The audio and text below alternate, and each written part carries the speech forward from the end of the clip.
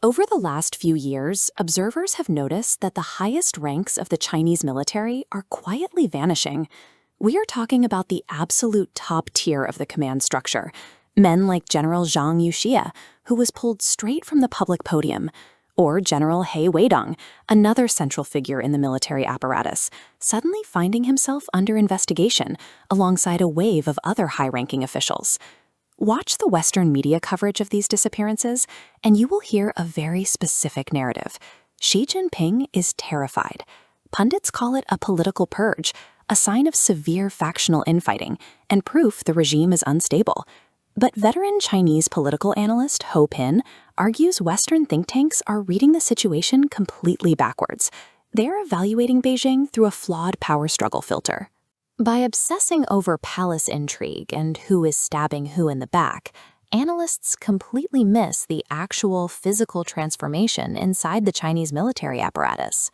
When Western commentators see a Chinese general fall, they often imagine a powerful warlord, a man with thousands of loyal troops ready to march on the capital if provoked.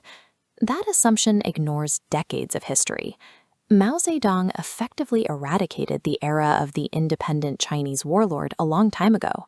The specific turning point was the Lin Bao incident in 1971. When Mao's own designated successor died after an alleged coup attempt, the party ruthlessly re-engineered the military's political DNA to ensure no single commander could ever threaten the center again. Today, the PLA operates under absolute top-down control from the party central committee. A regional commander cannot independently mobilize his units. The command structure is intentionally siloed. Lateral communication is severed. The system physically prevents them from organizing a coordinated rebellion. Interpreting the recent dismissals as a looming mutiny is anachronistic. It projects the chaos of early 20th century China onto modern Beijing.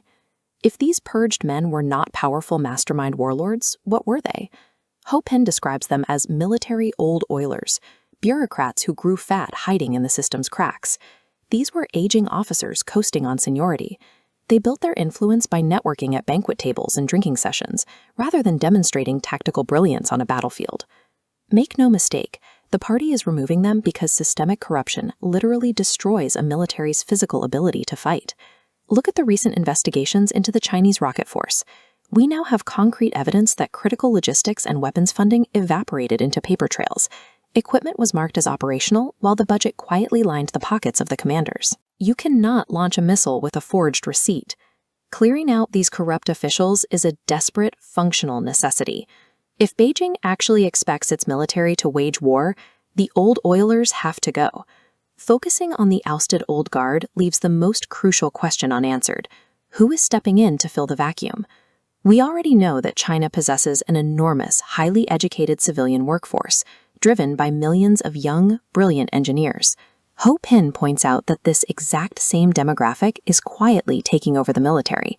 The People's Liberation Army is rapidly becoming a STEM army. Look at the current ranks.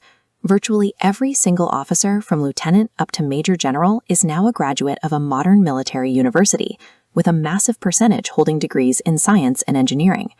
This new generation does not operate through banquet table alliances. They are trained in computer-simulated combat, high-tech weaponry, and complex joint command systems. A political purge driven by fear can restore basic discipline, but fear does not win modern wars. It takes professional honor and deep technical mastery to forge a truly lethal fighting force. Western analysts need to stop treating these military dismissals as a political news gimmick.